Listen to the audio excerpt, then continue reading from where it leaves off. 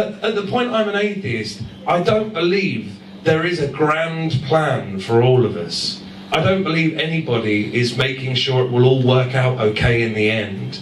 I don't believe that anybody upstairs said, you're special and you're not special. I genuinely believe that all we have is here and now. And when we look up and out, and I'm very aware that Marcus Chown is in the room, so I'm going to be fairly careful with my explanation of the universe. But from what I can work out, anytime we look outside of the world, there's nothing. There's a void. There's things that are hot and things that are cold. There might be stuff that isn't there, that is there, that might be energy, but is also matter, but isn't matter, but might be a particle. Like I said, I'll leave the explanation to Marcus. But like, this is all there is. From nothing, a big bang, everything. From that random chance, suddenly life, suddenly this, suddenly us, suddenly each other. That's a miracle. I don't have the experience of working in the NHS. I'm not talking about the practical things of what the organisation that is looking after us all, the ways in which just being hammered. But what I have is a sense, a genuinely true sense that when you look at the world and when you look at this country, we are capable of working together for the benefit of us all. The NHS is a safety net. The experience of being alive is not the same as life. Bacteria has life, flowers have life. I'm not saying let's firebomb Dettol. I'm not saying let's, end floristry. Life, yes, that's exciting. I'm talking about living. The thing that defines our ability to live is our health. Whether or not we feel good is the defining factor in whether we are able to revel in the majesty of being alive. Who gets to decide that you have that but you don't, because you work in a bank and you work in a school, so screw you.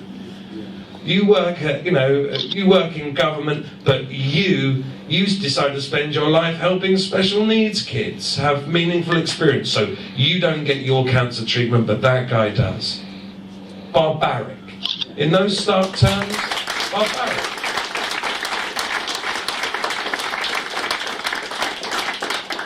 I announced my intention to stand for the NHA on Jonathan Ross because I am bloody showbiz.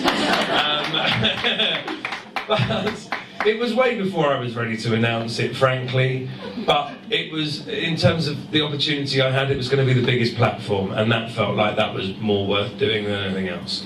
So I announced it, and then I wrote a blog post, and the blog post headline was a deliberately hyperbolic phrase, which I believe has some underlying truth, but obviously not the actual active thing I was saying did I intend to be interpreted as being true. I realised that made a bit of a rod for the back of many of the wonderful, gorgeous, deeply intelligent people who have to deal with this performing monkey. If you don't know what it was David and Jeremy want your kids to die unless you're rich. I do not believe. I'm glad you applauded. You're applauding it because you're intelligent people and you realise the intention of that phrase versus the actual way that you could go, which is my best Toby Young impression. Literally, I haven't spent a lot of time working on it. But clearly what I'm not saying there is that David Cameron and Jeremy Hunt wake up every morning and think, how can we kill the small ones? That is not what I am saying.